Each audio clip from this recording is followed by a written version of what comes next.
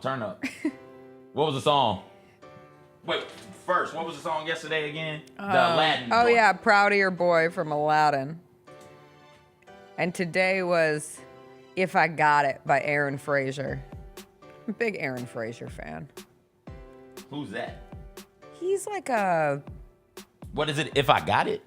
Yeah, If I Got It. Your Love Brought It? Okay. Who is he? He's like... Blue Eye Soul, current. Really? Oh, current Blue Eyed Soul. It's like a very retro feel to his music. He's got the nice little like falsetto going on. Okay. I really enjoy his music. This song played, and for like a brief moment, I said, "Oh, I'm in an okay mood," and then it just tanked again. I don't think I should have gone to my playlist of songs that make me smile and seen if one of them could have. So done you're in a mood. I think most of the city's in a mood. And when you're in a mood, you go to the happy playlist. Yeah, I do, and, Okay. and it's weird. I don't have it think in it's my weird. feelings playlist, Okay. but I rarely go to it. Do you have just a violent playlist? Yeah, I do. Okay. What's that playlist called? Go MFing hard. What's on the Go MFing Hard playlist? Songs that make me go MFing Yeah, hard. well, I want to know what songs they are. Like Pinky in the Brain? Like what are we doing here? No. What is on there? Let's see what the first one that comes up if we press. I just want to see what would happen. What's going to happen? What is it? What is it? What you want, Rough Riders? Let's go! Ow, ow, ow! Next, Hello Brooklyn. Next, Blast Off. I don't even know that song. My Life, J. Cole. She Will, Lil Wayne. Okay. I'm Me, Lil Wayne. Red Ruby Da Sleaze, Nicki Minaj. Twerkulator, City Girls. Wait. It's a That make hodgepodge. you go off? It's a hodgepodge. It's time for Twerkulator. It's time for the Twerkulator. It's time Are for the are the City Twerkulator. Girls okay? Milkshake Kellis. Jessica, we got different definitions of violence. I know. All right. I know. I'm now realizing this playlist. Wow, why did jump scare, Grizzlies highlights from last night. What's up, everybody? It is Friday, April 25th. We are all in this together. It is going to be a good day, maybe some way, somehow. Jessica Benson with you from the Grind City Media Studios in Memphis, Tennessee. CJ Hurt behind the glass. Coming up on today's show, a devastating night at FedEx Forum as the Grizzlies go down 3-0 to none to the Oklahoma City Thunder after giving up a 29-point first half lead here at FedEx Forum last night. We'll get into the game, the reactions, a look ahead to Game 4 on Saturday. Lang Whitaker will join us to continue the conversation. It was a really busy night in the sports world last night. 3 NBA playoff games, the NFL draft. We'll get through all of it. We're also doing a draft today in honor of draft night being last night and the NFL draft continuing through the weekend. We are drafting best number 1 picks from the NFL draft, but the caveat is they have to come in the year 2000 or later. So the best number 1 picks 2000 and on in the NFL. We will see who CJ and I come up with. We'll do a little Music Friday to get us into the weekend. It is a Friday. You know what we say. My milkshake brings all the boys to the yard and they're like, it's better than yours, damn right. It's better than yours, I can teach you, but I have to charge my milkshake. Creed. By overwhelming demand, the Summer of '99 tour returns. July 27th, FedEx Forum. With special guests 3 doors down. And Mammoth WVH. Tickets on sale now at livenation.com. Creed returns, the Summer of '99 tour.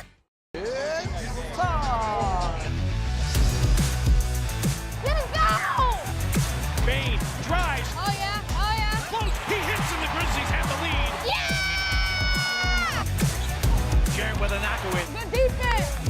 Durant attacking, spinning, hanging, and hitting. Let's go! Let's go!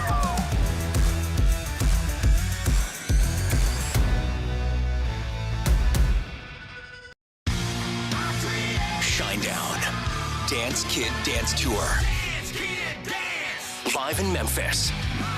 FedEx Forum, Saturday, August 30th. With special guests, Bush and Morgan Wade. Get tickets now at livenation.com. Shinedown, live in concert. For more, visit shinedown.com. Grizzlies fans, dunks, dimes, and no-looks are great on TV, but nothing compares to catching them IRL. And that starts with buying tickets at Ticketmaster, the official ticket marketplace of the Memphis Grizzlies and the NBA. Ticketmaster gets you to the game so you can catch every highlight in person. From seeing your favorite Grizzly stars up close to hearing the squeak of the sneakers on the hardwood. Put that jersey collection to use and get tickets at Ticketmaster. There's no better brag than saying you saw it live. See you courtside, Memphis. The new issue of Slam, the cover dropped, and it is our friend Jaron Jackson Jr. on the cover. And shout out to you, Lane. Yeah. You kept, well, I mean, we knew about it, but you kept this a secret the whole time. So shout out to you for I wrote putting this story. together. We did the photo shoot a couple weeks ago here on a Sunday afternoon in the practice court. The Sneak Fest show, live Tuesdays at 2 p.m. on Grind City Media on X, YouTube, and the official Grind City Media mobile app.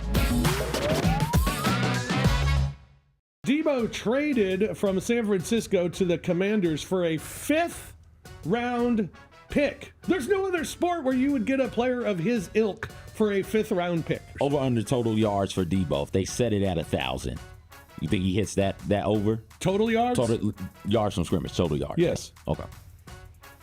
Yes. The Odds Couple, live at 2 p.m. on YouTube at Grind City Media and the official Grind City Media app.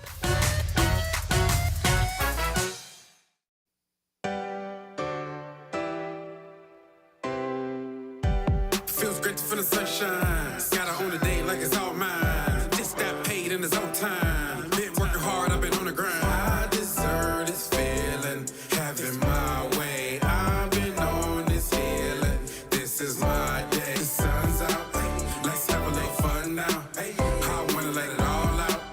That's what it's all about. Cause I deserve this feeling, have it my way. I deserve this feeling. This is my day. Grind City Media presents The Jessica Benson Show with CJ Hurt. Live from the Grind City Media Studios on YouTube at Grind City Media and the official Grind City Media app. What's up, everybody? Happy Friday. Not happy day. Sad day. Sad day. I woke up thinking two things.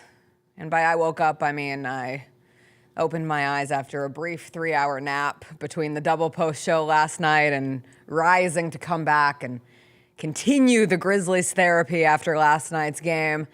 And I thought, I am so damn tired, period, end of sentence. But also, I am so tired of this team making history this postseason in the worst of ways as the Oklahoma City Thunder complete the largest halftime comeback in NBA playoff history last night. Best comeback the NBA has ever seen in the playoffs, and it happens with the Thunder coming back to beat the Grizzlies 114-108 after trailing by 26 at half. They trailed by 29 in the first half of the game. I am growingly convinced that generational curses were laid when the Grizzlies beat the Thunder by 73 points. Back in the day, it angered the basketball gods. It angered the Thunder because now not only did you see the largest comeback in NBA playoff history last night, this comes after you saw the largest win in NBA playoff history. Game 1 win. Thank you for the specificity, CJ. Game 1 win when the Thunder beat the Grizzlies by 51. And it brings us to the age-old question of what feels worse, a 51-point loss or losing a 29-point lead at home in a game where your star point guard also got injured. I'm going to go with the second. I'm going to go overwhelmingly with the second. You, CJ? This is both of them. I can't. It's a different kind of hurt. Oh, that's. One's an embarrassing hurt, and one's a depths of the soul into Which the one gut, is- scoop my innards out, and leave scooping me. innards. Yeah. Oh, you have been watching a lot of violence on TV and movies. Okay, Mom. Scooping innards out. That's tough. Like That's how that felt last night. Both of them are the result of just soft players. I don't know. This is the type of stuff right here. The Grizzlies go out once again, and they're soft, and they get beat.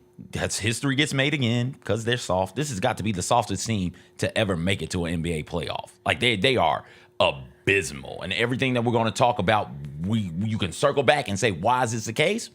Because they're soft. This series right here, this is the type of series that lives through off seasons. You know, this is the type of series right here when July comes around and everybody's getting excited about the next big thing at Summer League. This is the type of thing that'll make fans and certain analysts, commentators say, yeah, but I ain't forgot about what they look like against the Thunder, right? So it's all fine if y'all want to give somebody some flowers in July or next November or December or next February. All of that'll be all well and good, but this will be the type of series right here. The way that they went out yesterday and failed to get the job done, up 29 and losing in the softest way imaginable. This is the type of thing right here where somebody say, yeah, but I don't believe in them. Why? What's your reasoning behind it? Because I saw that soft ass dude against the Thunder last year and he was soft as hell. That's why. Like, that's how bad this was last night. If you're asking me to choose which one I'd rather have, I guess you're right. I guess I'd rather just go ahead and get beat by 51. Right? And just not have any sort of a hope. And 51 on the road, have no sort of hope, no sort of belief in being able to come out there and get the job done, as opposed to being at home, getting up big, and then just letting go of the rope, not being able to hold on to the rope. Yeah. I completely understand the attitude that you come in with this morning, and I think there are a lot of different ways to process the grief of a loss like last night, and people will feel things differently. I am at the point of exhaustion that I have no choice but to be 100% real in my emotions this morning, and I'm just going to say it. Like, I woke up really sad. I woke up really, really sad because I love this team. I love the players on this team. I love what has been with this team, not this and not what this has turned into this year. But I want this team to win. And even after watching those 2 games in Oklahoma City to start the series, I had trepidatiously convinced myself maybe they could steal one, right? Like, maybe they could steal one at home. And if they were going to steal one at home, it was going to be game 3. And then I'm watching it with my own eyes, and more importantly, I'm feeling it with all the energy in FedEx Forum, and they're doing it.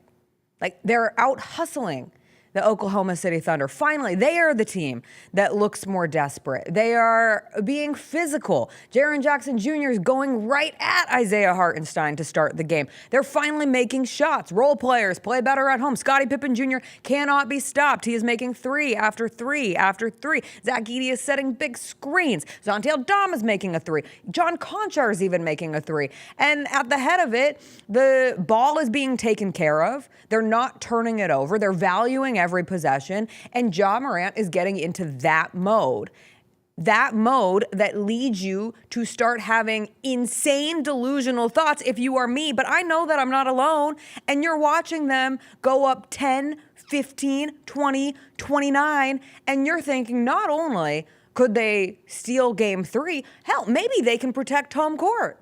I see the For the M towels. There's going to be a different growl towel game 4. And what if there is this universe where the Grizzlies got so stinking flat out embarrassed in those first 2 games and then come home to Memphis and win both, and we're looking at a series. And it's 2-2 tied going back to Oklahoma City Thunder. And that's where my brain is going. And up on Radio Row, we're quoting Rocky IV out here saying he's not a machine, he's a man. The Oklahoma City Thunder bleed too. And then that fast break happens. And next thing you know, Ja Morant is from a blink in the air, on the ground, writhing in pain. Scottie Pippen Jr. passes it back. Ja goes up, goes for the play over Lou Dort, comes down, and it is one of those injuries that just sucks the life out of everyone, out of the team, out of the arena. You are concerned for Ja. He looks to be in serious pain in the moment. At the time, the Grizzlies are up 27. But in that instant, you knew. Just ask anyone. You knew that lead was in serious true jeopardy against the Thunder. Why did you know that? Because one, you know the importance of Ja Morant. You just felt it. You felt it. How many times did we say in those first two games, God, you got to play perfect against the Oklahoma City Thunder? And the Grizzlies were playing pretty close to perfect. They were making every shot. Ja Morant was making the plays. Ja Morant as a facilitator, being just as important as Ja as scorer. And when both of those things are working in tandem from Ja, it elevates this team. It elevates every person around him to be the best version of himself. And you were finally seeing that all come together. And it is just one of those freak injuries. And we'll get into the injury because that's where we're at, because I really do think that this game started and ended with the injury, or I guess it started before, but it ended with Ja's injury in that second quarter. I hate those injuries. I hate those kind of plays. I hate that those plays don't have more of a consequence in real time in the game. I get that it wasn't on purpose. Lu Dort slipped. I've watched that clip 500 times at this point. He slipped back into him. But there has to be some rule in the NBA where stupid plays like that have consequences. We saw it the night before with what happened to Jimmy Butler and Amen Thompson. And I am sick of players getting taken out of games and games changing and series changing and best players in the league not being able to be on the court during the most important time of the season because of plays like that from Lu Dort. And I don't think it was dirty. I know people are out there want to call something dirty because inevitably, when a player gets taken out like that, that's the route that you go to. I don't think it's dirty. I think it's stupid. But there has to be something for stupidity, for recklessness, for whatever it is that we want to call it, where Lu Dort has more of a consequence than a common foul. Who's supposed to give him that consequence? The refs. Wrong. The players on the court are supposed to. You can make that argument. How Santi runs by Dort as Ja lays on the ground and not shove him and cause a scene. How Scottie Pippen Jr., who has the ball in his hand, doesn't heave that at Lu Dort in some sort of malice, with malice in his chest, is beyond me. What is Jaren going up there doing? Right? It really does feel like Jaren is saying, hey, pal, hey, buddy. Casual conversation. What are you doing? Why are you doing that? No, how you're not grabbing and tugging and pulling and pushing and shoving in that situation, I'm not sure. I would like to see a fight, but if you can't fight, fine. You can cause a scene, though. No scene was caused after that play. And that's on the Grizzlies players. That's on them being soft. Why is Bane stepping in trying to get Thunder's players to back up? Why is Bane not stepping in trying to grab the nearest dude in that Thunder blue jersey is beyond me. That's the stuff I don't understand. And so you saying you knew the game turned in that moment, I also knew the game turned, but not because of anything statistical that was going on. Not because, which everything you said is true, Ja Morant was having a hell of a game. He's a good player, right? I knew the game was turning because, the Thunder are going to realize they can bully the Grizzlies out of this. The Thunder realize they can push the Grizzlies around and bully them off their spots, off the basketball. You brought up the fact that the Grizzlies did a really good job of taking care of the ball in the first half. The second half, not so much. Why? Because the Thunder decided, hey, we can just invade their space and they're not going to do anything about it. If we can get away with laying Ja out like that, we can sure as hell crowd into Scottie Pippen Jr. and he's not going to hit me with a bow. He's not going to hit me in the wrist. He's not going to do anything. The amount of times dudes are dribbling straight up and the Thunder players are just able to poke the ball away is astounding to me. When I played and where I played, if somebody's constantly reaching, the saying was, you reach, I teach. You reach, I teach. Either I'm going to go by you or I'm going to physically hit you. And the amount of times the Grizzlies players just allow for Dort, allow for Alex Caruso to just get up into him without any sort of ramifications, no repercussions, no physical fear in their heart at all. That's on the Grizzlies. That's not on a ref. That's not on a coach. That's on those players. If I'm high and Dort is in me, I'm coming down low on top of his back at a certain point, right? If I'm low and he tries to get into me and he's standing up on top of me, crowning me like this, I'm uppercutting. Like this, it's a physical game. You can't take physicality out of basketball. You can try and officiate it to the best of your ability, but you can't take it out. And the reason why that play, correct me if I'm wrong, Dort didn't get a tech, a flagrant, or anything for that. And the reason why he didn't is because nobody made it a scene. right? Nobody calls a kerfuffle, right? The Celtics, Jason Tatum goes up for a dunk, block, hard foul, comes down awkwardly on his wrist. They're all over there. And I don't think that was a flagrant foul, but it ends up getting called a flagrant foul because the Celtics made a big fuss about it. And it's like, hey, look, we will get physical out here and beyond physical. We will take this to the brink of a fight if you don't get this under control. And they called that. Same thing with Jimmy Butler. Jimmy Butler hits that ground hard. Draymond Green's not letting that happen. So Draymond starts popping off and is, hey, to keep everything under control, to stop this from being one of these physical type games, we got to give him a tech. We got to give him a flagrant, and that's what the rest did. Ja Morant hits that ground. Jaren goes up and says, hey, pal, will you please stop, please? Pretty please? Desmond says, hey, just don't do it anymore. Ja Morant limps his ass to the free throw line where two Thunder players come up to him, and Ja slaps them 5 in immense pain, I might add. Slaps them 5, and the rest are like, oh, okay, we're cool, we're good to go. And the Thunder look around and say, oh, that's how these dudes are? Run them. Go get that ball. There's nothing. They don't want to fight for this. And that's the heartbreaking thing about this team right now in this series. They don't want to fight for it. They don't want to.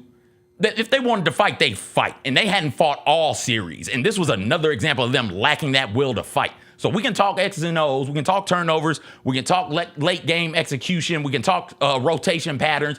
We can talk about all of that. But these dudes got no fight in them. They're getting shown up right here, right now. And they're finna get swept because they lack fight.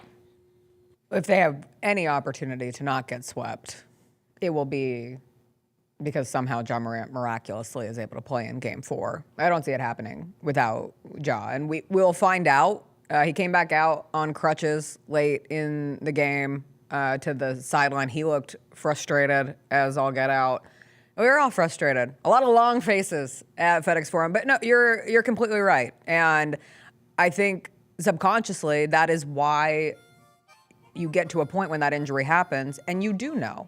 But maybe it's because you go with that line of thinking, or maybe it's because you recognize that there is a lack of trust in the team without Ja Morant having the ability to close out on a 29-point first half lead. We'll call it a 27-point lead when Ja left the game. That's massive.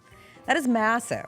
And to not be able to have faith in your all-star big and your highest paid player on the team, your shooting guard, it's a frustrating feeling to sit in last night. We'll take a break. Lang Whitaker will join us when we come back. We'll go through last night's game, get his thoughts on it, go around the NBA, NFL draft too. Busy Friday ahead when we return. Honor of George Foreman. Yep. Decided to do a pick 6 on 6 greatest heavyweight boxers of all time. Number 4, my guy, Mike Tyson. There is no greater feat that I've had. Like if I had my Mount Rushmore of things that I've accomplished in my life, the very first time I beat Mike Tyson in Mike Tyson Punch-Out. Get all of your HBCU sports and culture news by tuning in to HBCU Huddle with CJ Hurt and Mike Wallace. New episodes drop every Thursday on grindcitymedia.com, YouTube, and Spotify.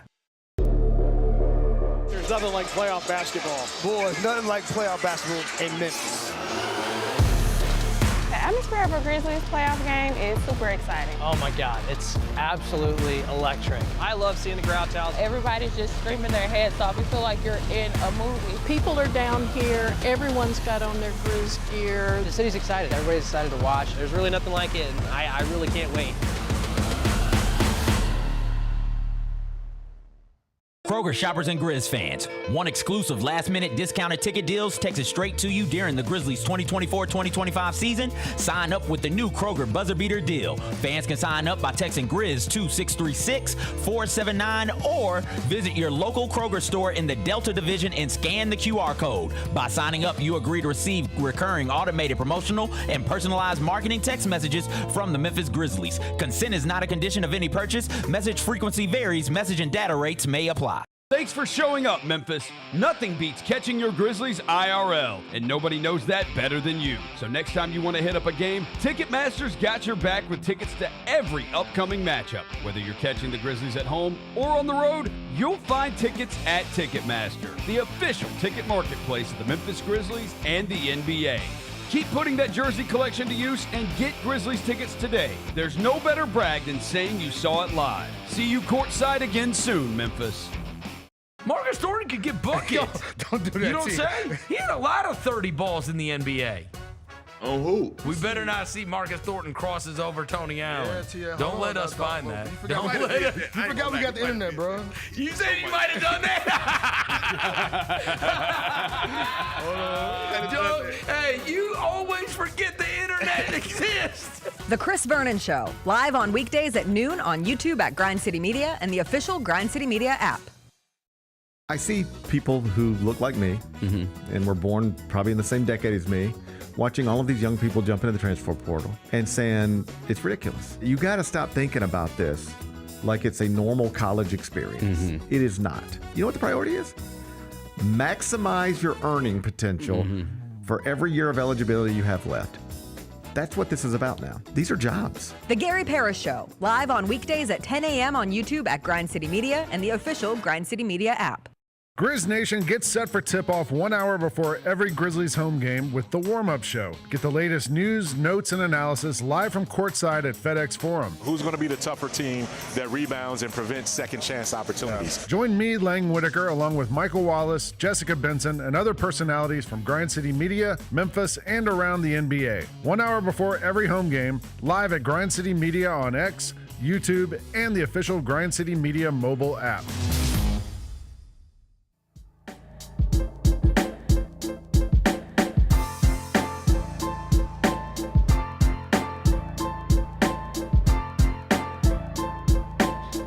All right, welcome back. It is Friday after a horrific loss here at FedEx Forum last night. Lang Whitaker was there. Yeah. He is here now. Yeah. How you feeling this morning? How about that NFL draft? You know, Falcons it's moving so... up. James Pierce. Been waiting on him, yeah. Happy for you? I don't know. He's like the Jackson Dart of defense. Explain. The great measurables, all the Okay. hype, and then doesn't really live up to the expectations. Okay. It was so hard last night because the draft starts at 7 Yeah. and our game is at 8:30. And so by the time the draft starts, I'm like fully into our pregame. And you're a big NFL draft person. Yeah, and it's so funny yeah. going into this year's draft, I had realized that like in the last couple of weeks, and I think it's just because the Grizzlies have been such a overbearing presence in life this time of year. But I was like, I'm not really excited about the NFL draft. And then I started doing just a little bit of prep for it, and I got really excited for it.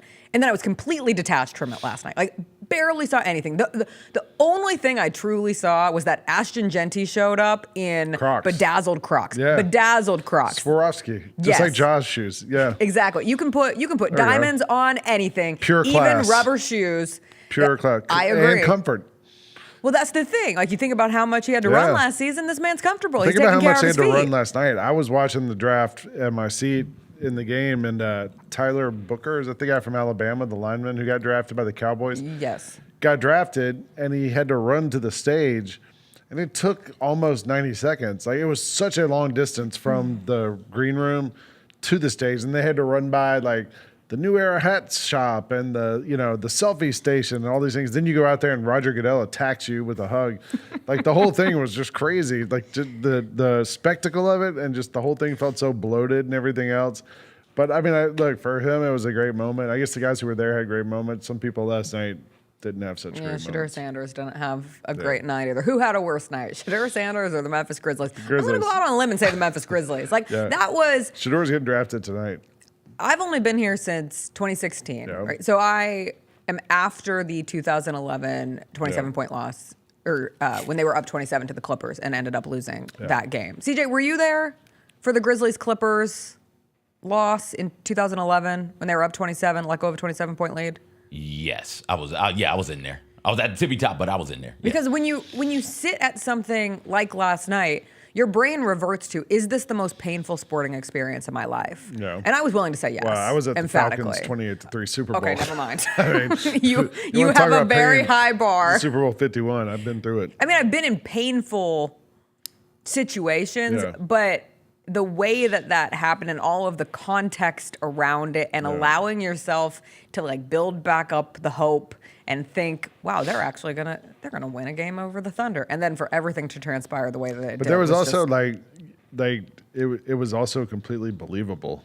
Do you know what I mean? Like, yes. At halftime, Ja's out. You see them make a little bit of a run, and then we get like a 3 to close the first half. But you think, if anybody's going to come back from a 26-point deficit, 25-point deficit, if anybody's going to come back from this kind of thing, it's probably this Thunder team. If any team is built to withstand that kind of run the Grizzlies put up, you also knew, look, the way the Grizzlies shot the ball in the first half, probably not sustainable. Right? I was also thinking about it last night. I think some of the blame for this belongs on John Roser because he sat next to me for the first half, and the second half he moved down because his girlfriend showed up. And so they were sitting a few seats down. When Roser was sitting next to me, Grizzlies were up by 25. When Roser was not sitting next to me, Grizzlies were down by 35. Yeah, but was he sitting next to you when Ja got hurt? True, he all was. Right, that takes it all out of it. I'd actually almost tweeted like a day or two before, jokingly, I guess we're just lucky that Lou Dort hasn't injured anybody. Because there's Twitter compilations of him injuring people throughout the season. I don't think it's like intentional, but I think he plays so hard that sometimes that stuff happens. I don't think he was trying to hurt Ja last night, and I don't. But I think you bring up a good point because I think if it was Dylan Brooks on the exact same play, like the stakes are out. If it was Draymond Green on the exact same play, like that was the conversation the night before. 3 podcasts from Draymond since then. Exactly.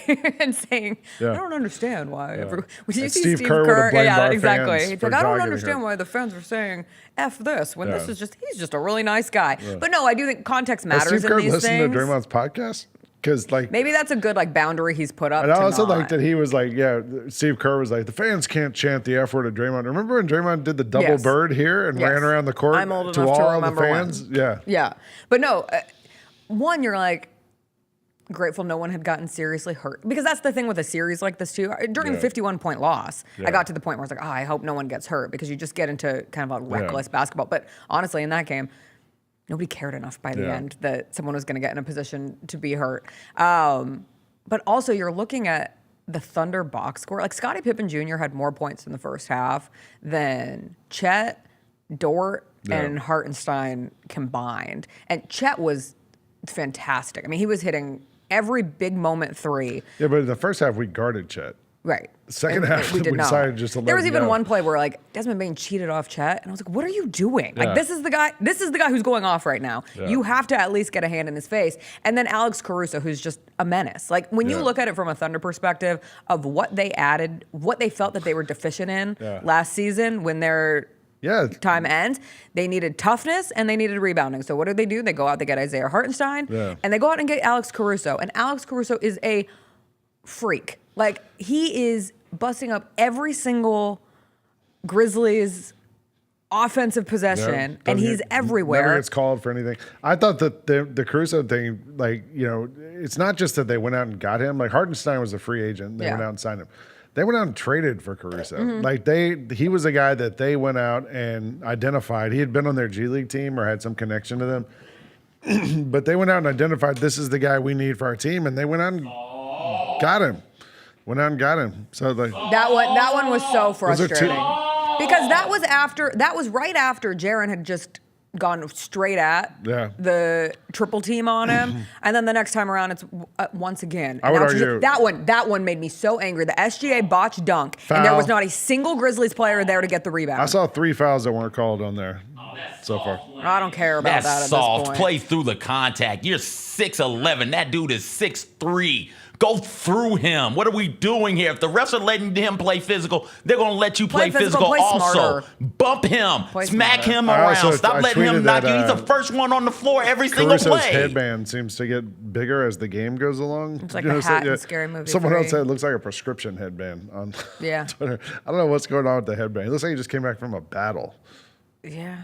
Well, he was ready for battle in the end of that game, and the Grizzlies were not.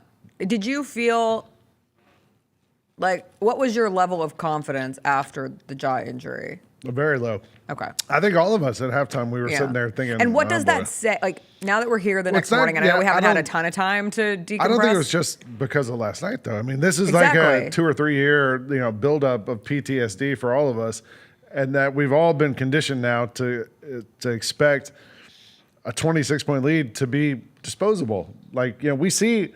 I think you see around the NBA. I think about this a lot when I'm watching just regular games in the regular season, and a team goes up 15, and another team makes an 8-0, 9-0 run, something like that. Like, those happen so frequently in the NBA that you're kind of just like, all right. And you see coaches don't seem that stressed about it when their team gives up a 9-0 run. They'll call a timeout and whatever. 26-point runs are starting to become something that I'm afraid of now, and I've seen enough of these games where the Grizzlies have had 20-plus point leads and not ended up winning the game. They scored 31 points in the second half. Yeah, well, some of that was because we didn't have an offensive initiator, right? Of course. Some of that was we're not going to the basket hard enough. A lot of that to me was the Thunder was just they were so good on defense, and like I give them credit. Like they didn't play that well in the first half. Second half, they were all over the Grizzlies, and the Grizzlies, it was taking them until there was 8 seconds left in the shot clock to get into any kind of offense. They tried repeatedly the last 5 minutes to get Shai Gilgeous-Alexander involved in guarding the ball, and the Thunder repeatedly figured out how to avoid that. So many times they ran that play where I think SGA was guarding Kennard, and they had Kennard come up and try to screen Bane with the ball to get a switch. So it'd be Dez against SGA, and to get Lou Dort off the ball. Dort would just go right around everybody and never get off the ball. And there's a lot of blame to go around, I think, but I don't think it's as easy as it is. You can't just make a binary, hey, it's this person's fault. You know what I mean? Oh, no, it was a full or collective. this team's fault. Like, I think both teams did their part in this thing last night. Well, I think you can give the praise to the Thunder for being good, for being it would have been a pretty terrible narrative for them to be the 1 seed, the presumed, are they just going to beat up on everybody until they get to the Celtics in the NBA Finals after how they handled the Grizzlies in the first 2 games? And then you're down 30 in Game 3. And if you had lost in that kind of fashion, no one wants to lose by 30-plus. The Nuggets lost by 30-plus last night to the Clippers. So for everybody who said that the Grizzlies-Thunder game wasn't going to be the good game on national television, well, may I avert your eyes to the Intuit Dome in Inglewood, California. It was a show. It wasn't a very fun show in the end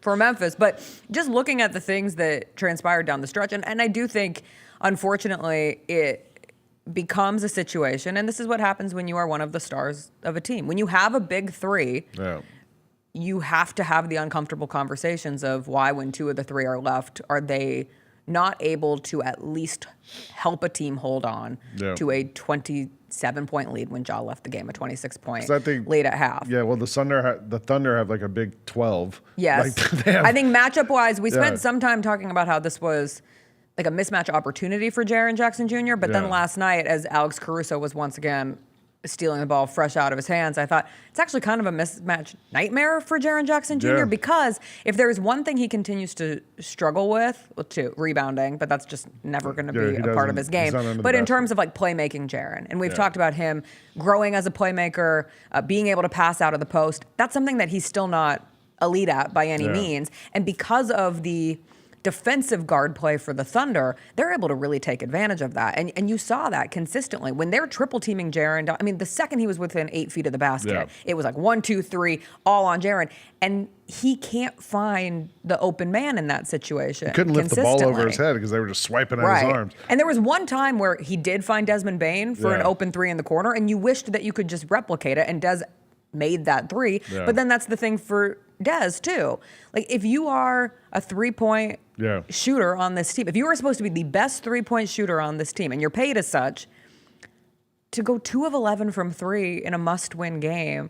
But I would argue, like, especially for Des, like, yes, you're supposed to be the best 3-point shooter on this team. You're not supposed to be the lead ball handler. No, and that's when Ja gets out. Supposed to do it all puts these other everybody things. in a position where they have to be. Yeah, you're asking him to carry a heavier load than is probably what his best load is. That's the same for Scotty too. I mean, Scotty, I think we've learned is so much better playing off the ball alongside Ja, and you're able to then lean into what he's done defensively, which has been awesome. Like, I don't want that lost. And Scotty's the reason you build that big lead in But the when first like quarter to Scotty start and with. Luke Kennard are your primary ball handlers You're in the trouble. second half, yeah. When Especially you're against- running Luke Kennard in the starting lineup of the second half, you're in Yeah. trouble, period, because he doesn't shoot the ball anymore. There was this one. We had one. There was, He took that there three was at the one end of part the in first game. half. There was one part after Jai got hurt. It was Dez, Jaron, and then like Jitty, Vince Williams, and I forgot who else was out there. Scotty. And Roser and I were sitting there talking, and I was like, look, this is basically the same lineup we had the whole second half of last season when we were, losing every single game. That's all we got left. To have two of your, six best players get knocked out by getting undercut on dunks sucks. Yeah. That's where we are. And then you're stuck in a position where Santi's airballing a three down the stretch, and Dez and Luke are in some weird failed two-man game, and John Conchar is taking the three.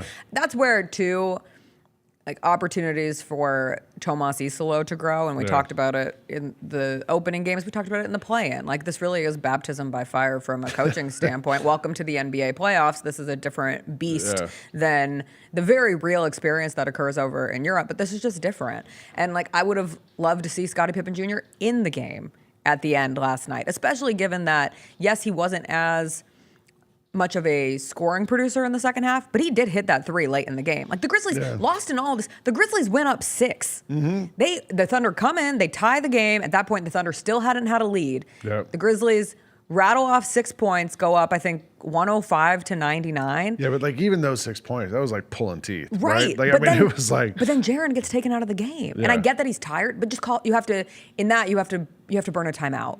Like at that point, you cannot have any more minutes where Jaren Jackson Jr. is not on the court, where Desmond Bane is not on the court, even though he's playing poorly. And then Scottie Pippen Jr. has to be there. Like of all your scoring options last night, he was your most consistent.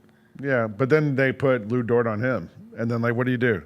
That's why you end up with Jitty taking the 3-pointer and Santi getting the ball with 2 seconds on the shot clock in the corner. Like it was, and all the shots we took in the fourth quarter, those Dez shots, those Pippen shots. I mean, think about how they were all contested. They were all like fadeaways. They were all like nothing was a good shot. All those early offense shots from the first half, none of that evaporated. Yeah, none of that was there. And, I mean that, and yes, the Grizzlies. There's some failure of whatever, but the Thunder, I think you have to give them credit because they literally took away all your options, and you're just sitting there, and that's why for fans.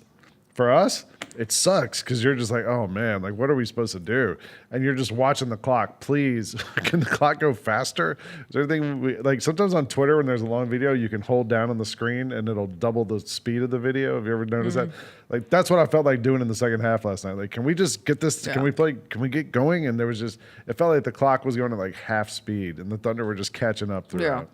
Sucked. I also didn't need last night like to teach me, but it did reinforce, and this will be the conversation once this season ends. And I think like I sit here in this chair and I think it's really unfair to talk about like personnel changes today. There's another game. There is a game Saturday. Tomorrow. And I hope the fans come out to it. And I know it's a frustrating situation. And if you sat in that building last night, I completely understand why you're sitting at home thinking, God, do I really want to go subject myself to that again? But I will beg and I will plead.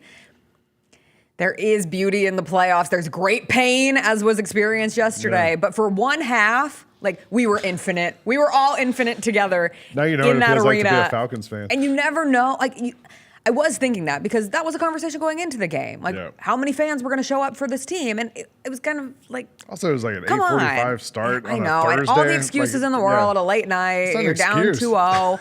Yeah, but it's the playoffs, damn it. And that first half, I wanted to shake people who sat home and said, this is what it can be. Yeah.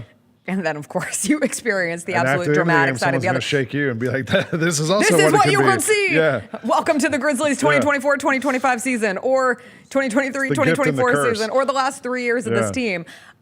Someone just asked me, like, what did you learn? Did you learn anything from this game? And I said, no, it just reinforced what we already knew. Like when John Morant leaves the game, all it does is reinforce. Like there are significant issues with this roster, and something needs to be figured out because right now you are far away from what the Oklahoma City Thunder are. One thing you mentioned the big 3 earlier and us having the big 3, and I was thinking about it this morning in terms of like people are like, why can't we optimize? Why can't all these guys average 25 points a game, 30 points a game? Like, why aren't we getting from the big three what they're all capable of? And maybe I was thinking about the Miami Heat big three because I covered those teams. And I mean, you remember like Chris Bosh like took a back seat on those teams. He had been like the man in Toronto, and he went there and became more of a role player, a spot up shooter, a rebounder, just did what it was asked of him. I was thinking about the Boston Celtics when they had their big three of Paul Pierce, Kevin Garnett, and Ray Allen. Ray Allen he had been the man on the Sonics and on the Bucks, and all of a sudden he's like, all right, I'll just be a spot up shooter. It's hard for like your big three to all be like integral parts of this thing. Mm-hmm. And I think that's part of figuring out this big three is like, how do we all coexist? And, I think our expectations are a little bit skewed for this big three. Like, yes, we can have three awesome players, but like they all can't average 30 points a game. Like you got to figure out how they fit together. Yeah, but you have to be able to score 30 points when the moment is yours. When there's only two of them, yeah. Right. Like in a situation like last night, you can default when all three of you are available for the greater good, but you have to have it in you. If you're going to be called the big three, you have to act like the big three. Like that's the thing. Maybe we've been too willy-nilly with the phrase of the big three. Yeah. Like how many big threes right now do we have around the NBA? I don't know. Yeah, it's a hard. You don't have a big three in. Are you calling Boston a big three? I'm trying to think of like legitimate title contenders this year. Are you calling Brown, Tatum, Porzingis? I don't Derek know. White. Drew Holiday? See, it's a collective. I would say a clear like top two. But that's and the thing, Tatum like, Brown. Jacob says the Cavs. The Cavs. I guess Mobley, Defensive Player of the Year. Mitchell. Jared Allen? And who's the third? Darius Garland. Darius Garland? The Thunder, I wouldn't say. Yeah, I think you probably would. They're on the AT&T commercials. What are you doing? Shea, Chet, and Jalen Williams? Yeah, he's an all-star. I mean, there's a couple teams that have big threes. I just think, like you got to figure out how do you optimize that big three. And I don't think it's by having three guys who can score 30 points a game. The other problem is I was going to look it up this morning. I just didn't have time. And also I was too mad to. But I don't know how many games our big three played together this year. It can't be a ton. No, and I've been meaning to look up the exact number for weeks now, because especially when the conversation turned into like, should they, the ridiculous, and I don't want to do revisionist history, but of people who didn't want them to win the game against the Mavs. And I was like, they're like, we know what this team is in the playoffs. Yeah. I was like, well, we actually don't have a ton of like high volume Ja, Jaren, and Dez all playing together, period. And I wanted to go back. Playoff or regular season. But I will say, like, we do have enough of Dez and Jaren playing without Ja, and it was a different situation last year. But the beginning of that season was abysmal. Like lost in what that season turned into, the injury hell, was the beginning of it when Ja's serving his 25-game suspension. But you had Jaren and you had Desmond Bane. At the time, you had Marcus Smart, and it wasn't working then either. And so it feels as if it's like growing sample size. I think but you have those guys, but you still don't have like a ball handler. You still don't have someone who can bring the ball to the court, call a play, get you into an offense. And not even by ball handler, I don't mean a good dribbler. I mean like a point guard. You need somebody who can. A floor general. Yeah. And we had that with Tyus Jones a few years ago. Whenever Ja was out, Tyus would come in and get you in an offense. He'd run a play, bring the ball up the court. You could trust him to get the ball up the court, get you set up, and get the ball to where it needed to be. It feels like last night the Grizzlies were sort of just like trying whatever they could to get the ball up the court. By the time they got it past half court, 18 on the shot clock. By the time they could pass it to somebody who could throw an entry pass, 8 on the shot clock. It was rough. Have you had a favorite series outside of? Probably Pistons Knicks. I was going to say a favorite series outside of Grizzlies Thunder, implying that this is your favorite series. Every single series outside of this one. You're on the Pistons Knicks train. Yeah. That's CJ's favorite series. Yeah, that one's fun to watch. Because it's just like, I lived in New York for a long time and was never a Knicks fan. And the way this Knicks team has been, the best part of this is when the camera cuts to Isaiah Stewart on the bench. He's not even involved in the action. We'll show you a real fighter. Yeah, let's show you a real fighter on the bench.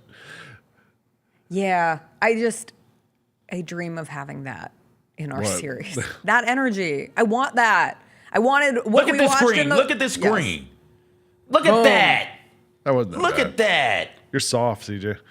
That's a screen right there. Yeah. Look at that. He crumbled him. No, he uppercutted him. He didn't flop. That was where early Karl in the Towns game. has never been tough. Come on. I didn't. That's I a good actually scream, think he rose to Lang. the toughness occasion last night. And what I saw, I wasn't able to watch the infinitely times entirety tougher of the than game. anybody on this damn Grizzlies team right now. Did you see early? Do you remember early in the game when Jaren just like went straight at Isaiah Hartenstein, like just pushed off of it? It didn't get called. He pushed off, and I don't think he ended up making the shot.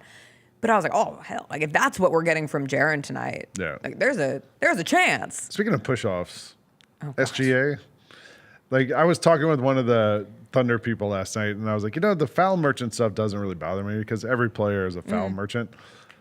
SGA pushes off with his off arm every single time he has the ball, and he sort of gets away with it. And one of the Thunder people pointed out, like he looks skinny and stuff, but his shoulders are huge, and they're like his arms are a lot stronger than you give him credit for, and he creates space every single time when he has the ball and gets inside.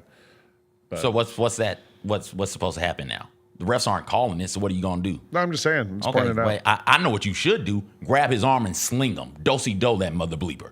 Undercut him. Go under him and hit him in the rip. Undercut. We undercutting these days, baby. Let's go. Undercut him.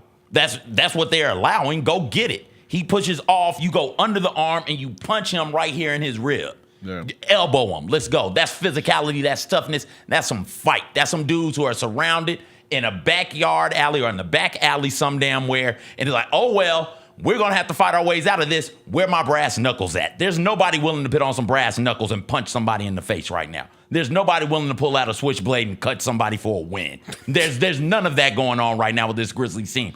All of them are, please, I'll give you what you want. Please, you want this ball? Take the ball, Alex. You can have it. You want the series, J-Dub? That's a cool name. J-Dub and J-Will. Take the series. We don't want to fight you for it, and that's too much of that soft-ass shit out there. They're done, and until they get that fixed, they won't win another playoff series. They'll beat up on the Hornets. Sure, they'll beat up on the Wizards. They'll be a bad team, I guess the Trailblazers or somebody like that in the West they'll beat up on. But they'll never beat anybody good, and they'll never be worth a damn until they get that soft shit figured out. Lang, thanks for joining us on this Friday. Now you know what it feels like to be a Falcons fan, though. I don't want to. I never asked for this. I never woke up and said, golly, you want to know what I wish I could feel like today? A Falcons fan. Yeah. That's never crossed my mind. How about trading your future first-round pick for a guy who was a disappointment at Tennessee last year? Went into the season as the number 1 pick, and it ended the season as the number 28 pick or whatever it was. And that's who the Falcons drafted. And gave up a future first. Oh, that's How do you exciting. like that? I don't love that for them. I thought they were going to draft Shedeur at the bottom of the first round after last year. Who knows what they'll do. So. Although Bennett Doyle, to his credit, was pretty excited about Cam Ward. One guy had a good Bennett night Doyle last is night. all in. Jacob, quarterback of the future. Your new era. Other Jacob said, I have the next Patrick Mahomes as my quarterback, and I can't even be excited about it this morning because of what happened with the Grizzlies last night. They're calling him Patrick Mahomes. Yeah, this is what happens when the quarterback depth is low in the draft, as was seen it's yesterday. also like, so I think we talked about this on the odds couple yesterday. I think there's a level of quarterbacks we need to establish. I called them the Zach Mettenberger All-Stars on yesterday's show. There's all these quarterbacks who test incredibly well. Like, you probably were a good standardized test person in school, right? I was. So was I. Didn't do really well on day-to-day classwork, that kind of thing. There's these quarterbacks who test really well. Mm-hmm. Zach Mettenberger, Mitch Trubisky, Sam Howell. We can give you a long list of names of guys Paxton Lynch, who test incredibly well. Mm-hmm. But when it comes to time to perform, maybe you don't want those guys on your side. I feel like that's where Jackson Dart fits in. He's one of those guys he was all right. Didn't win a game at USC, won some at Ole Miss. Last year they had these high expectations. Whatever. Now the Giants. I saw on the TV on ESPN this morning on the crawl. It said, "Will Jackson Dart save the jobs of Giants brass?" And I was like, man, if I'm the Giants brass and you're asking that dude to save my job, you're throwing a dart at it, as they say. All right, Lang, we'll let you go. When we come back, 1, we have a draft of our own. 2, I'm going to convince you to come to FedEx Forum tomorrow for Game 4. I'm going to do it. Grizzlies Thunder Game 4. I'll tell you why. You need to be in the building. What's going on? Man, I just want to see fans out here. I don't want tomorrow to feel like a funeral. Yeah. It's the last game of the... It could be the last game of the season. My family's coming tomorrow. Mine will be as well. I'll tell you the number one reason why you should show up when we come back.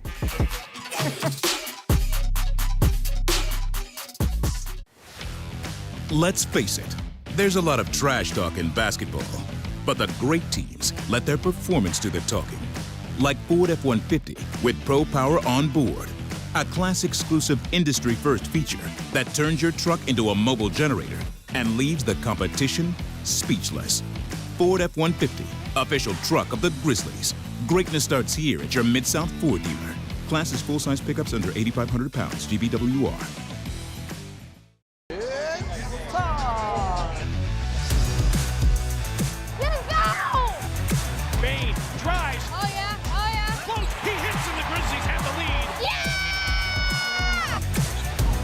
With a knock-away. Good defense.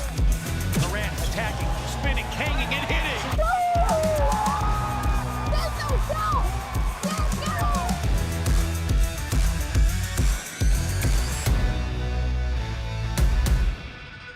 Sonic Radio. Welcome back to Sonic RNDIO. That spells radio with me, the CIO. This just in, the new Sonic $1.99 menu lets you build a crave-worthy meal for just $1.99 an item. Whether that's a creamy shake, crispy tots, or a quarter-pound double cheeseburger. This just out. Ostriches. They're mean, not very cute, and in my opinion, way too big for a bird. Don't miss the Sonic Fun 99 menu. 5 items, always $1.99. Live free, eat Sonic. Tax not included. See menu for details. Thanks for showing up, Memphis. Nothing compares to catching your Grizzlies IRL. And that all starts with buying tickets at Ticketmaster, the official ticket marketplace of the Memphis Grizzlies and the NBA. Ticketmaster gets you to the game so you can catch every highlight. Put that jersey collection to use for the next game and get Grizzlies tickets at Ticketmaster. Whether they're here at FedEx Forum or on the road, Ticketmaster's got your back when it comes to scoring tickets. And there's no better brag than saying you saw it live. All you American wrestling fans out there, watching this international road to WrestleMania should be a wake-up call. Turn up at these shows. Stop being so spoiled, because Cody Rhodes, Cody Rhodes, Cody Rhodes, I love it. Cody Rhodes. Let's go, Cena. Cena sucks. Yeah. I'm wabbing my finger because you're telling those people that they need to do better. Yeah. Tune in to Grind City Wrestling weekly on the Grind City Media app and on the Grind City Media YouTube channel. Grizz Nation gets set for tip-off 1 hour before every Grizzlies home game with the warm-up show. Get the latest news, notes, and analysis live from courtside at FedEx Forum. Who's going to be the tougher team that rebounds and prevents second chance opportunities? Join me, Lang Whitaker, along with Michael Wallace, Jessica Benson, and other personalities from Grind City Media, Memphis, and around the NBA. 1 hour before every home game, live at Grind City Media on X, YouTube, and the official Grind City Media mobile app.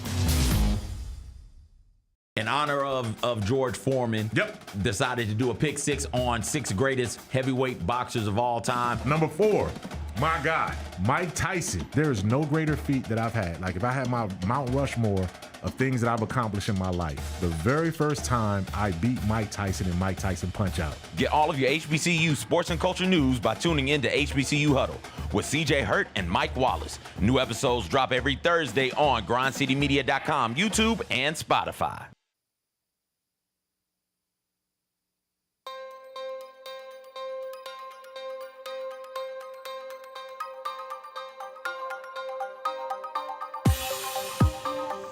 All right. Let me stretch it out here. Crack some knuckles. Let me see you get loose. You scared. You scared. Wait, what was that? Let me see you get loose, you scared, you scared. What song is that from? I think you blended some stuff. I blended 2 songs. Yeah. Let me see you get loose is T.I. and Lil Jon. Yes, I know. You scared, you scared is Lil Jon. T.I. and Nelly is Get Loose. You scared is Lil Jon. Yes. All right. Thank you. All right. Together. I didn't know we were blending songs now. I'm actually a DJ. I don't like that. I don't like that I don't either. like that at all. Take it back. Redo that. Take it back. Take that All out. right. I started this show by saying I'm sick of seeing history made in this series between the Grizzlies and the Thunder. After the Thunder complete the largest second half comeback in NBA playoff history after the Thunder put together the largest Game 1 win in NBA playoff history. But I am here to tell you, Grizzlies fans, that we need you at FedEx Forum if we want to see a different kind of history. Because what has no team in the NBA ever done before, CJ? Come back down 3-0. Damn straight. No team has ever come back down 3-0. And in order to come back down 3-0, you got to win Game 4 if you're the Memphis Grizzlies on Saturday, 2:30, an afternoon tip. That is my favorite time to watch basketball. Absolutely perfect basketball viewing hours. Middle of the afternoon, smack dab in the middle of it. And I am going to see the Memphis Grizzlies just get one. You just got to get one. Put the broom away. I know things feel bad. I know you might be even grabbing the broom yourself and saying, here, please, sweep, sweep. Let this end. No. I need the fans to grasp on to the energy that was found in the first half of that game yesterday, where you allowed your little brain to think about the spectacular, to sit in the belief. And for one more time, the offseason is long. You can sleep when you're dead in the offseason. You cannot watch Grizzlies basketball when it's the offseason. And no matter what, the offseason comes for everybody. And it is a long, grueling, arduous summer full of, God forbid, baseball. Baseball. But instead, for one more day, it's not even a night, one more day, you can come and support this team. You can come and watch this iteration of the Memphis Grizzlies and see if they have it within them to just give the Thunder one loss. Don't let it be so easy on them. The rest of the Western Conference would be grateful. The rest of the West doesn't want the Thunder to win in 4. They don't want them to be resting as these other series go back and forth. So let's all come together. I think you were actually singing a song. I think you were doing the window to the wall. Yes. Yeah. I'm so in my head now about lyrics, and I should be. You should I recognize that. Also, you didn't say it in the right cadence. Shout out to the Grind City Media in the chat for pointing out that, you were singing a song. Let me see you get low. You scared. Best that ass on the floor. You scared. I was also singing the right cadence. No, you weren't. Yes, I was. No, I don't think that you were. I think I was. Okay. All right. I think the Grizzlies can perform at the right cadence tomorrow. Listen, all of this comes, will Ja play? Will this team get up after suffering a mind-numbingly devastating loss? Like, the locker room it got low last night. It got low for all of us last night. But you want to know what happens when you get low? You get back up again. This team just stays as the song goes. This team pop, locks, drops, and doesn't get back up. Well, they're 30 years old. They're too young to pop, lock, drop, and get stuck. And they're just down. My knees can get stuck. How does the Achilles affect the pop, lock, and drop? Like, because it's a whole lot of... So the Achilles is in bad shape this morning. Oh. Yeah. I forgot to bring a change of shoes for our little run from there to the double post. And I was in a little heel last night. And I went up the stairs and I was like, oh, this was a mistake. I should have gone barefoot, but that's disgusting. Well, I could not be seen following a disgusting loss. I didn't want to take extra disgust. Which stairs? These stairs right here? All of the above. In this building? Yes. My question to you is, would that be also the stairs over there? Would that, once you get over here though, this is a sanctuary of grossness. That you walking barefoot will be, yes, it is gross. I don't think it's a top 15 grossest thing that anybody's done in these studios. Right, Rosa falls his mouth and then just leaves the pick right here. The amount of times I come in the morning, Rosa's pick is just sitting right there. Correct. So gross stuff happens. Yeah, but I don't want to get athlete's foot at the end of the season. Yeah, running. That'd be so sad. Congrats. I'm microwaving. It's January. I'm microwaving turkey from Thanksgiving. So gross stuff happens is my point. You should have done it to protect the Achilles. Are there any stretches you can do? Oh yeah, I'm stretching that sucker. All right. I'm on that wall stretch like it's nobody's business. Go ahead. If you're a wall, you're not safe with me. Window to the I'm wall. Stretching on you. That's all I can do these days. Man, I'll be here. My mom will be here. I'll be here. Dude, the Grizzlies not know how sad they're making the moms. That's the question to be asked this morning. I thought about your mom. I thought about her last night. I was like, ooh. When Ja went down, I was like, oh no, is she crying? I couldn't see her. Okay. Probably. Oh no. Probably. It was a little too late to have those conversations by the time I got home, but everyone's sad. It was sad. I know you don't sit in a... Is sad an emotion you feel with sports? Or do you immediately go to anger? Immediately to anger. Immediately to anger. Yeah. I go in and out. I'll be... DeMar Hamlin dies on the field, I'm sad. Right? Like and then comes back to life, I'm like, hallelujah! He's alive! It's a week after Easter. We can make those jokes now, can't we? And he's alive. So, when's the Pope coming back? Sorry, that's probably too far. Well, we're still in the... Trisha Paytas is having another baby. That's what happens. Funeralizing him tomorrow, right? Like, in the funeral tomorrow? Like, aren't they putting him in the ground, laying him to rest tomorrow, I think? Please have some respect. Laying him to rest. What? I said laying Putting him in to... the ground. Well, okay, whatever. They're doing what they do with dead bodies tomorrow, I think. So we Did you see that we have the new Pope? It came in the NFL draft last night. Look at this. It's right here. Oh, I don't know if Jacob has it yet. No, he doesn't. Darnell sent it, but it was a funny joke. The Cardinals, the pick is in. Oh, yeah, the Cardinals picked the Pope.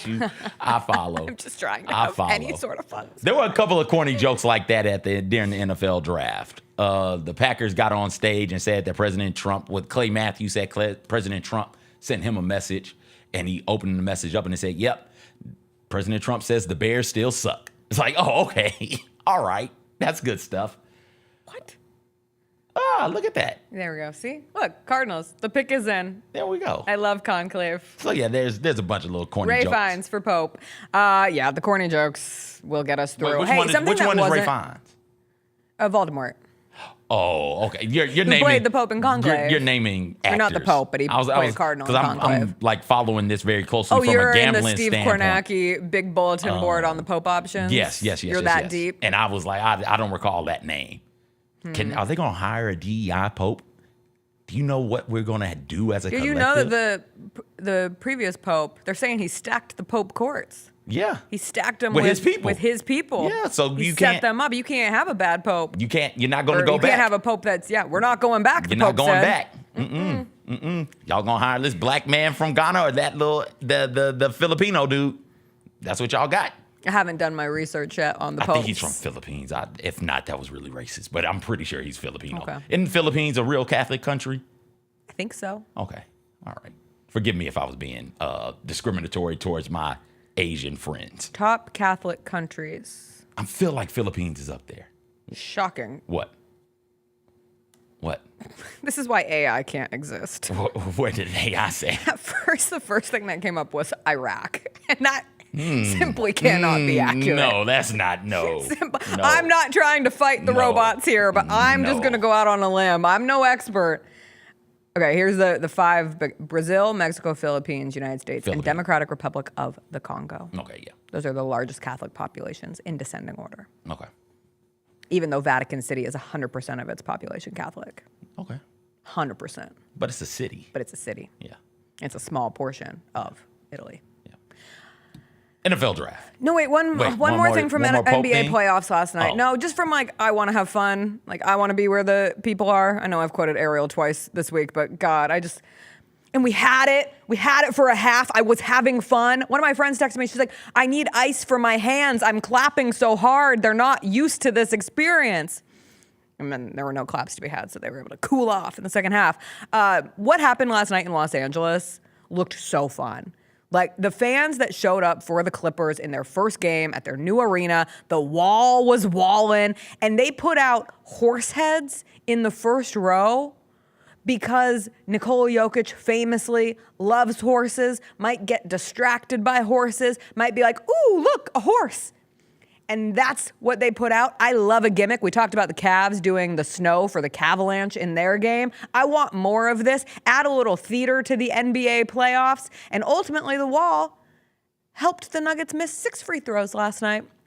I don't like stylistically what they do over in Europe, and it hurts me to my core to watch the NBA sort of implement some of that stuff. But from a fan standpoint, from a in-game, in-arena standpoint, give me more of this.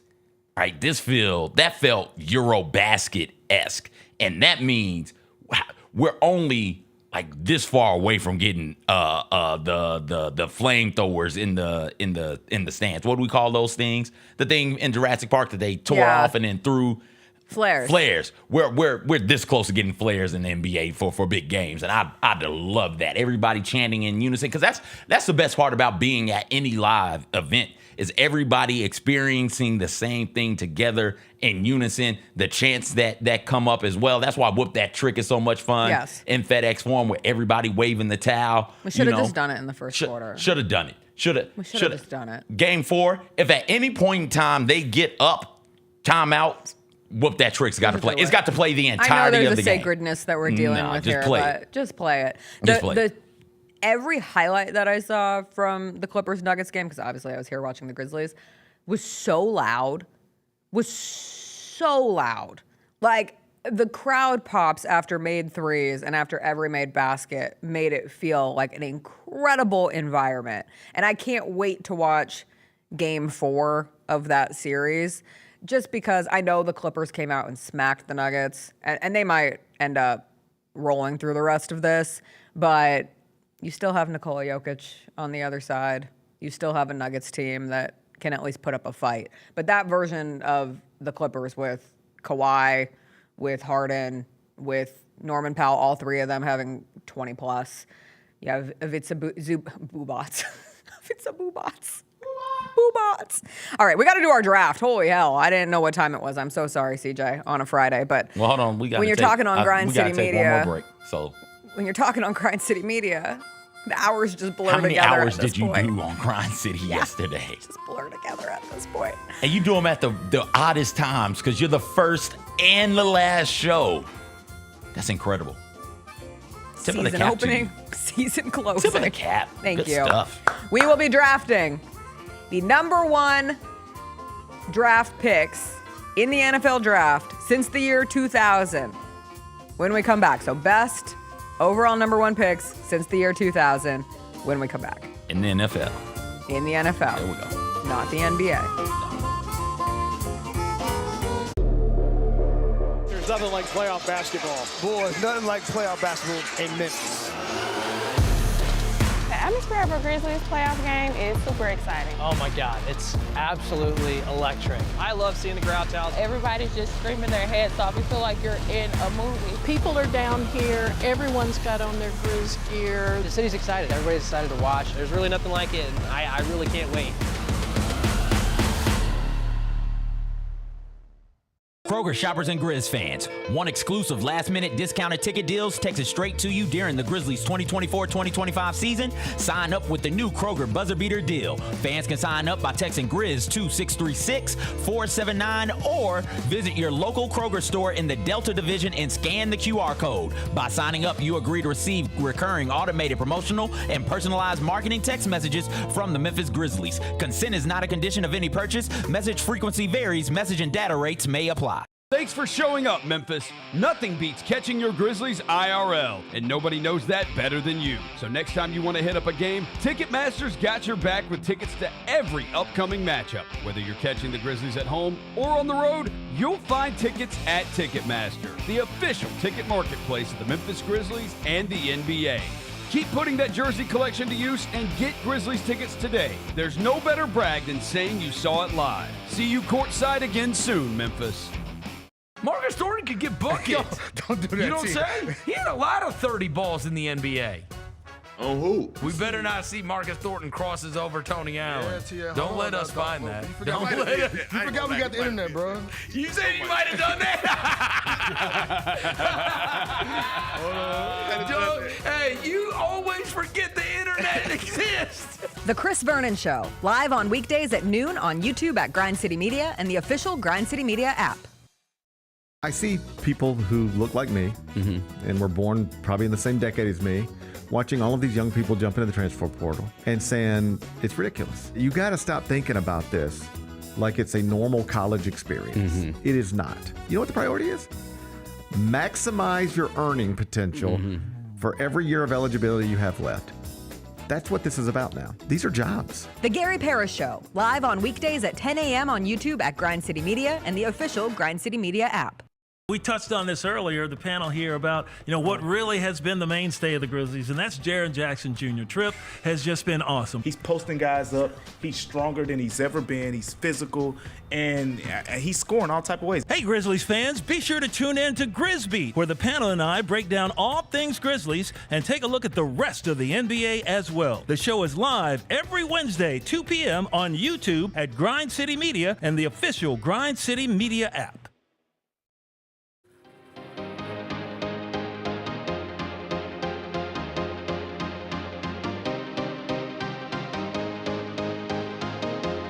Welcome back. As we get into our draft, I don't think we appropriately talked about how crazy it was that Shedeur Sanders was not taken in the first round last night. Truly surprised.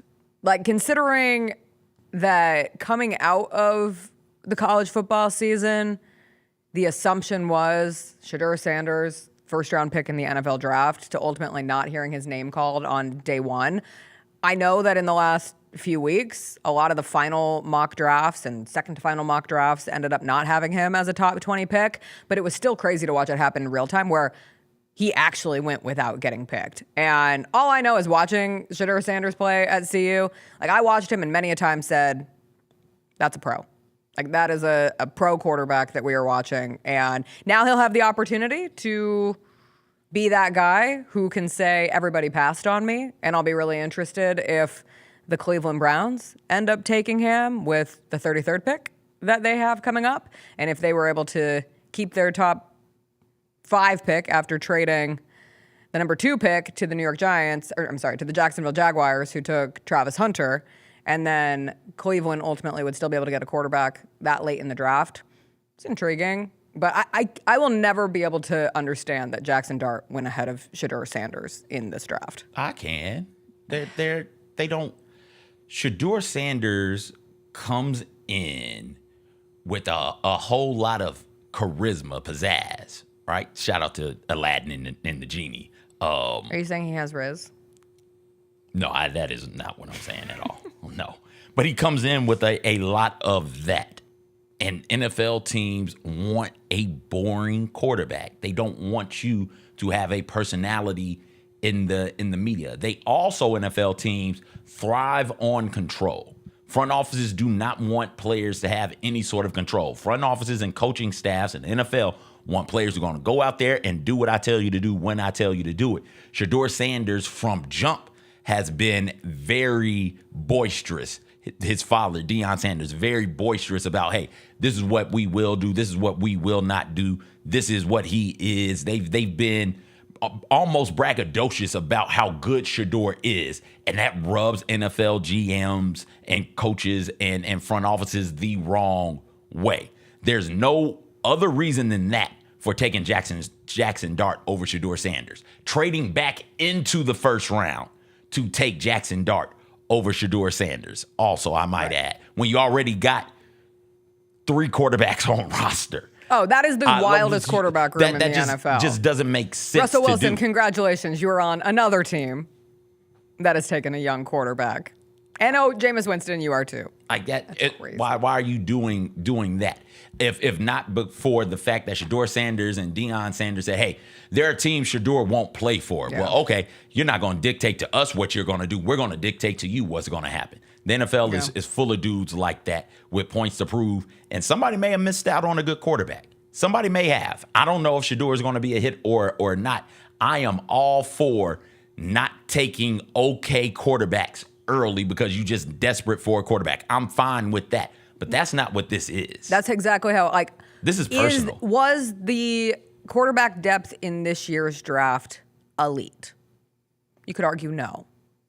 But this felt exceptionally personal with Shedeur Sanders. And it will never sit right with me on the anonymous sourcing that started to leak over the last few weeks. It felt so targeted. It felt as if there was a true axe to grind and a point to prove and a, hey, we're the front offices of these organizations. You Shedeur Sanders, I don't care what your last name is. I don't care everything that you come in with. I certainly don't care that CU, for some godforsaken reason, retired your jersey this offseason. But I especially am not going to sit here and pretend like we're enamored with the aura of Shedeur Sanders. And I genuinely hope I will be rooting for Shedeur to go in and be that guy who everybody has to look back on and say, why the hell did nobody take a flyer on Shedeur Sanders in the first round? And I know you don't take flyers in the first round, but in a quarterback prominent league, as we are about to do this number one draft pick since the year 2000 draft, because it is a lot of quarterbacks and a lot of, it feels bad saying mediocrity. No, it is mediocrity. It's a lot of mediocrity. It is mediocrity, which, going back to Shedeur, we've seen quarterbacks with that, like Shedeur Sanders, get drafted in the first round by the handful. E.J. Manuel, Mettenberger, Paxton Lynch. We've seen these quarterbacks. Yeah. Drew, what was he? Locker? What's Drew Lock? Is it Drew Lock? Titans guy. Who to Jacob? Drew Lock. That was y'all? Jake Locker. I was like, there we go. I'm combining mediocre quarterbacks, right? I combine lyrics. You combine mediocre white quarterbacks. But we've seen them take those. We've seen front offices say, yep, I need that on my team with the 13th overall pick. And are willing to move heaven and earth to go get that guy. All of a sudden, now that it's Shedeur, so no, we're not doing that for him. And I hope that he goes out there like you, Jessica, and proves the haters and doubters wrong. I hope he finds out who that NFL executive is who just slandered his name. Yeah. I hope he throws for 500 yards against that team for the rest of his career, because that's just silliness. That's petty, and that's personal. That's not about whether or not this young man can play ball at the next level. Lost in all the drama of the Grizzlies last night, I do want to shout out a true number one quarterback who was in the building. Diego Pavia was here at the game. Oh, he was here? My Lord and Savior, Diego Pavia, was here. I found him in the stands. I mean, I didn't go out and search him. I was like zooming in on my phone trying to figure out which of the people in the section was Diego Pavia, and I did find him. He's in a white shirt, black jacket. He was here. The Grizzlies couldn't even hold on to a win in front of Diego Pavia. Diego Pavia, who lays his body on the line. A dude who fights. He fights. We need a Diego Pavia. He fights. I wish I had known he was in the stands. I would have grabbed him and put him a jersey on. He would have went out there and competed. Put a picture of Hugh Freeze on the wall and say, this is your opponent. This is your op. You trying to Bobby Boucher him? Yeah, like all of a sudden every member of the Thunder, like Chet Holmgren just has Hugh Freeze's head on his face. It would have been perfect. All right, let's do this draft. Best number one NFL draft pick since the year 2000. So we are taking our top overall number one picks from the National Football League in the last 25 years. Let's see who gets the first pick. I don't even know if I want it. Ooh, Sharks. Racing Sharks. Racing Sharks. Racing Sharks. Racing Sharks. I'm surprised you knew the lyrics. I'm surprised. Oh, is that your best comeback? Yeah, it is. What's taking these Sharks and that's so my long? shark saying, suck it, CJ. Ooh, it's a dolphin shark. Look how cute. That is the cutest celebration I've ever seen. Nobody else celebrates. I needed something to bring me joy, and this little, and now you're just showing off. All right. Now you're just showing off. Well, what's your one? Was there a clear one? Nope. Yeah, exactly.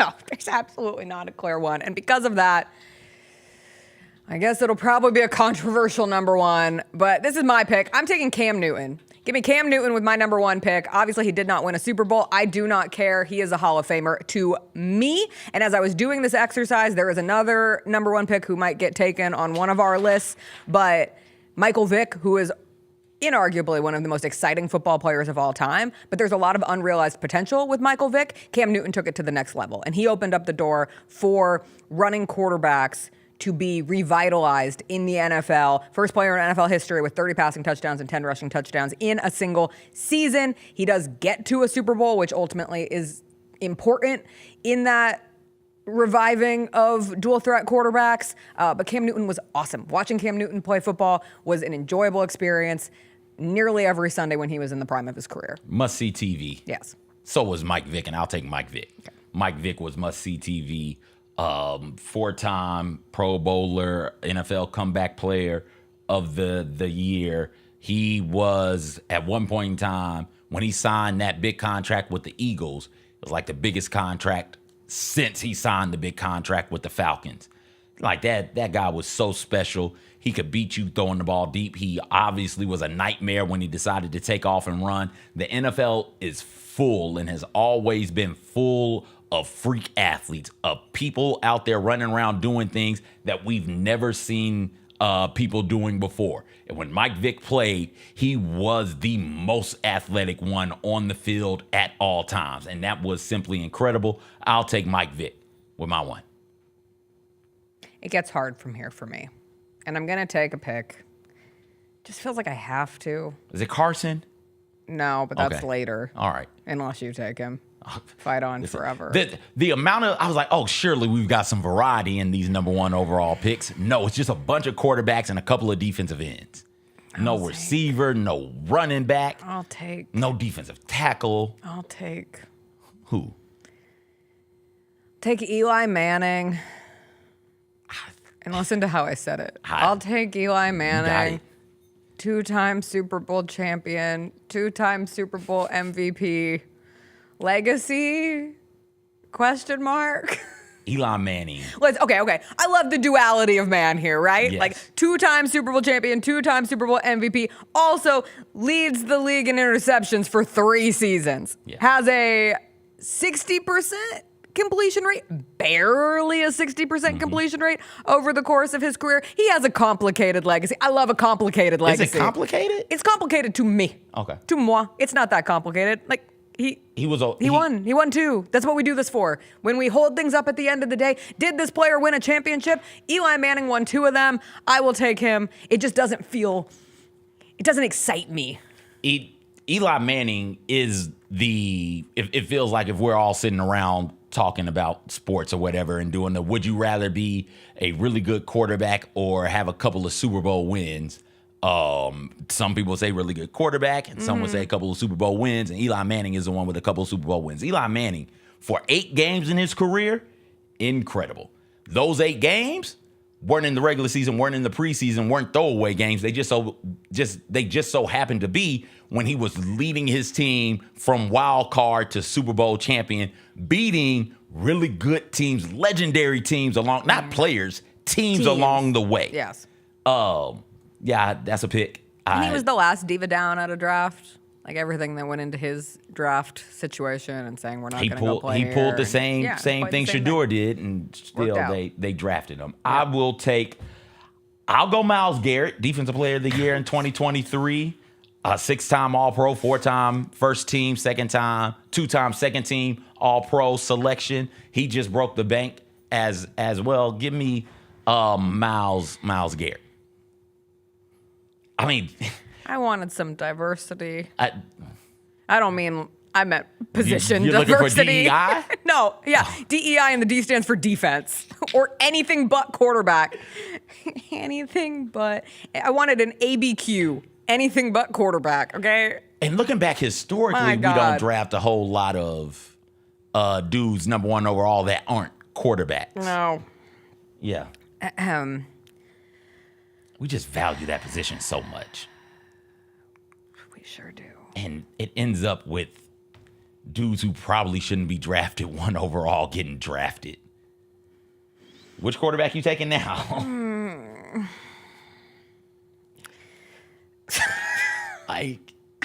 It just nothing feels good.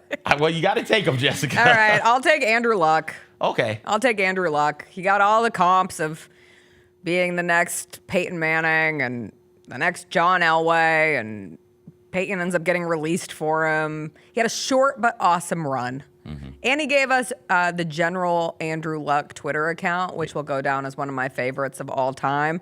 But during the 2010s, Andrew Luck averaged more total yards and total touchdowns per 16 games with the Colts than Tom Brady did with the Patriots. And for that, I will take Andrew Luck. Did not have the accolades, did not have the rings that you're supposed to achieve along the way, but he did have the numbers when he played.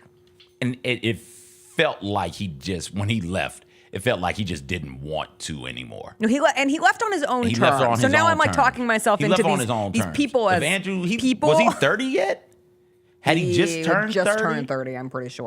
Yeah, Andrew Luck had another he quit at decade. 29. He decided, all right, I'm done with this. And if he had kept playing, I'm sure he would have more of And those he had those accolades. injuries, and he came back, and I think comeback player of the year in 2018 that season.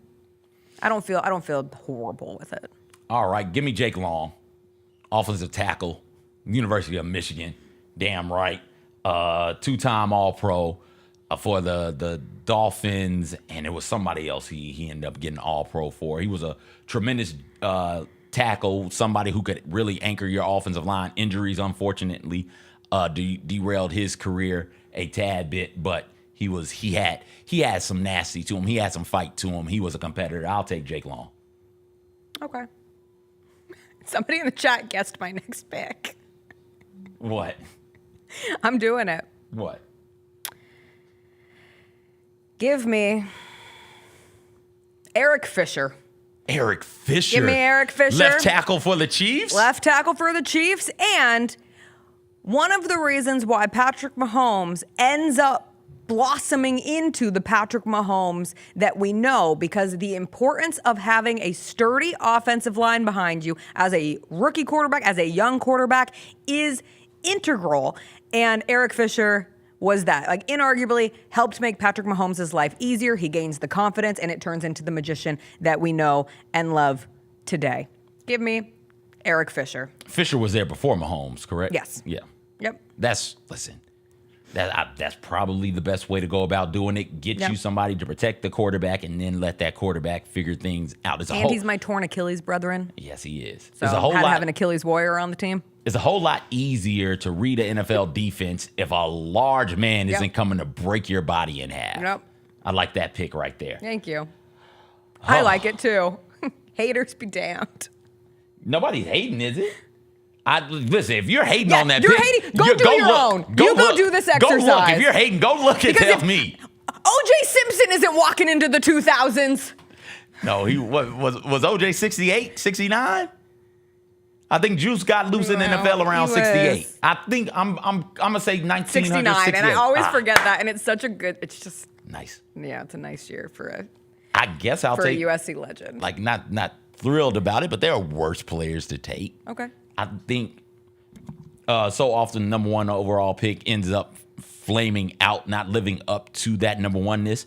I say with confidence, Joe Burrow is in that top tier of quarterback playing right now. How dare I will take. What do you mean you're done? It's the only pick I wanted to take with the 5th pick. I'll take Joe Burrow. Why didn't you take him? Why didn't you value Joe Burrow? I always value Joe Burrow. Who else am I going to take? Look through that. Who else am I going to take? Kyler? Am I going to take Cam Ward? Who else am I supposed to take? Jamarcus? No. Like, what else am I supposed to do at this point? Give me Joe Burrow. I hate this draft so much. I'm not kidding. Everybody go do this exercise. It's not fun. It doesn't make you feel great. I'm sorry. Do you want to take Matthew Stafford? No. No. Do you want to take Jared Goff? No. No, not particularly. Since 2000, here are the picks. Courtney Brown, Mike Vick, David. You want to take David Carr? Hell Carson no. Palmer, Eli Manning, Alex Smith, Mario Williams, Jamarcus Russell, Jake Long, Matthew Stafford, Sam Bradford, Cam Newton, Andrew Luck, Eric Fisher, Jadeveon Clowney sitting there. Jameis, you want somebody to pray for your salvation? Jameis is sitting there. Jared Goff, Myles Garrett, Baker Mayfield, Kyler Murray, Joe Burrow, Trevor Lawrence, Trayvon Walker, Bryce Young, Caleb Williams, Cam Ward. If I could go back in time, I would have taken. If I could go back in time, I would have said, let's not do this. And then I would have taken Eric Fisher 5 because you probably weren't taking Eric Fisher, but I thought you might. No, he's on my list. You respect He's on my list. The big men. He's on my list. The importance of a big man. I thought I was going to be able. Were in the same I spot. thought I was going to be able to go tackle there. Left tackle. All right, you got it. You got to pick one of these dudes, Jessica. Jacob is saying he takes Stafford over Burrow, but that's because he's a baby. Ew.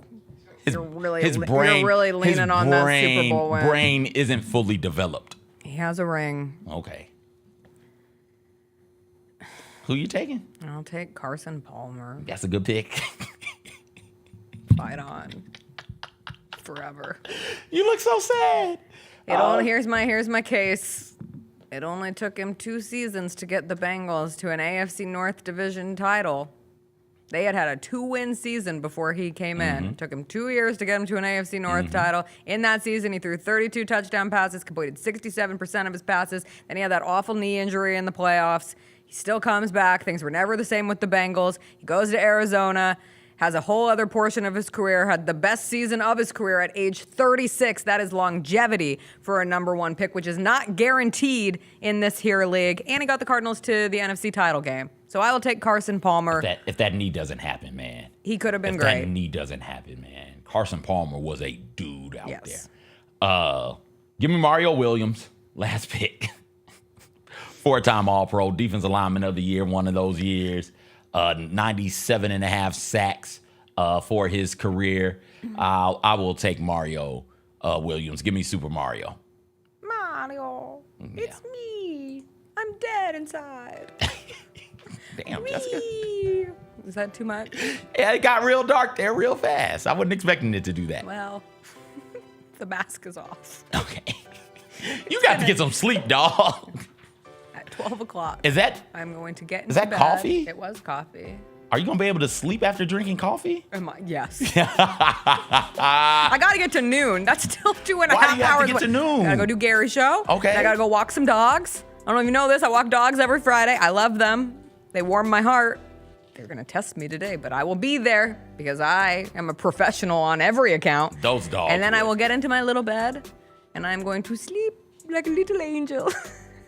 Are you a silent sleeper? Like you don't need anything on? I use a noise machine. Okay. Just so that it blocks out any. I don't want to hear a car horn. I don't want to hear a train. I don't want to hear a clap of thunder. I don't want to hear my mom drop a pen. Nothing. So I'll turn that noise machine on. I will close my shades. I might even put an eye mask on at noon. Ooh. Yeah. That's how we're feeling. Let's get it. Everybody, I hope to see you tomorrow at Federal Express Forum for Game 4 between the Grizzlies and the Thunder. You have a great rest of your Friday. TGIF. Bye. Why did you say it so aggressively? Oh, I'm sorry.